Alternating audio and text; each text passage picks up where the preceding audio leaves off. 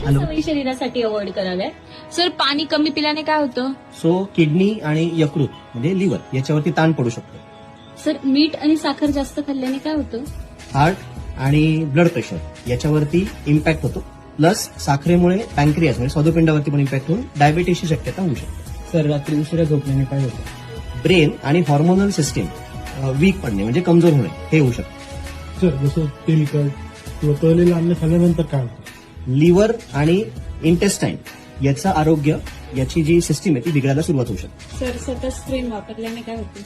Eyes आणि brain याच्यावरती काही दुष्परिणाम होऊ शकतात. सर शारीरिक हालचाल काय होते? सांधे म्हणजे जॉईंट्स, पचनक्रिया आणि वजन नियंत्रण याच्यावरती बिघाड होऊ शकतो. आणि तणाव जास्त घेतल्याने काय होतं?